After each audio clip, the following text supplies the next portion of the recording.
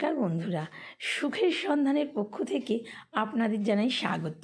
আশা করি আপনারা সবাই ভালো আছেন। আজ আমি আপনাদের এমন একটা কথা বলবো যে আপনাদের শুয়ে পড়া ভাগ্য জেগে উঠবে। শুধু বিশ্বাস করে দেখুন বন্ধুরা, এতে অনেক টাকা পয়সাও খরচা হবে না, যে অনেক টাকা পয়সা খরচা হবে, অনেক সময় নষ্ট হবে, কিচ্ছু না। শুধু বিশ্বাস করে দেখুন। আপনারা শুক্রবার দিন কিনে আনবেন জিনিসটা, কিনবেন এক দামে কিনবেন। একটা হার্ডওয়্যার্সের দোকানে যাবেন, গিয়ে এক দামে জিনিসটা কিনবেন, কোনো দরাদরি করবেন না, ঠিক আছে?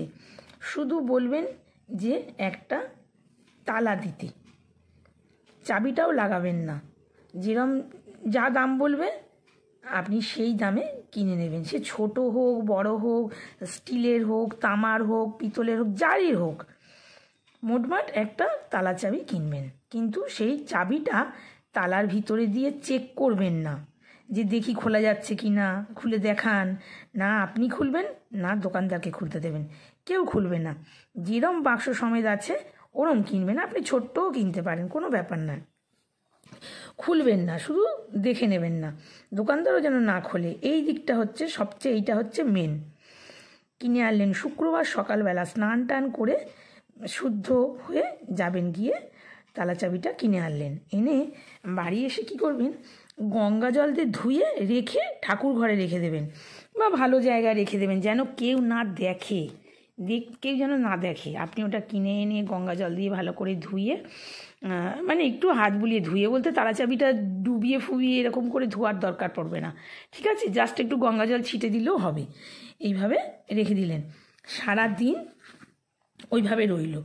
এইবার যখন রাত্রিবেলা আপনার রাত্রের খাওয়া দাওয়া, ডিনার কমপ্লিট হয়ে গেল, রাত্রে আপনার খাওয়া হয়ে গেল, আপনি শুতে যাবেন। রাত্রেবেলা আপনি যখন শুতে যাচ্ছেন, তখন আপনার বালিশের মাথার নিচে রেখে দেবেন ওটা। যদি মনে করেন বালিশের মাথার নিচে রাখলে আপনার শুতে অসুবিধা হচ্ছে, আপনি আশেপাশে রেখে দিন, বালিশের একটু কাছেই রেখে দিন। রেখে দিয়ে আপনি ঘুমিয়ে পড়ুন। সকালবেলা ঘুম থেকে উঠে মুখ ধুয়ে আপনি বাড়ি থেকে বেরিয়ে যান, একদম ফ্রেশ হয়ে, সুন্দর করে 3 রাস্তার মোড় বেছে নিন, গিয়ে ওই রাস্তার মোড়ে রেখে আসুন। তালাতে চাবি যেরম লাগানো ওরকমই থাকবে, ওই সমেত রেখে দেবেন। পিছনে আর ফিরে দেখবেন না। আর যখনই আপনি তালাটা নিয়ে যাবেন, তখন ভাববেন যে তালাটা যেন আপনার ভাগ্য খুলে দিচ্ছে, আপনার সাথে সাথে ভাগ্য খুলে যাচ্ছে। এইটা ভাবতে ভাবতে যাবেন, খুব পজিটিভ মাইন্ডে যাবেন, এবং যে খুলবে তারও কোনো ক্ষতি হবে না। ওই তালা চাবিটা যে আপনি রেখে আসবেন, কেউ না কেউ তো খুলবে, তখনই তো আপনার ভাগ্যটা খুলবে। ওই যে তালা চাবিটা আপনি 3 মাথার মোড়ে রাখবেন, যে দেখবে সে তো কুড়িয়ে নিয়ে যাবে, নিয়ে গিয়ে তো ওটা খুলবে। আপনি কোনো পার্কেও রাখতে পারেন, কোনো বসার জায়গায় টায়গায়, মন্দিরেও দিতে পারেন। পরের দিনে শনিবার দিন গিয়ে কোনো মন্দিরেও দিতে পারেন, যে কোনো মন্দিরে, যেখানে লোকে দেখতে পাবে। এই হচ্ছে কথা। যেন যে রাস্তায় কেউ যায় না, কেউ চোখে পড়লো না, তাহলে বেকার কাজ হয়ে যাবে, কোনো লাভ হবে না, বেকারই সব হয়ে যাবে।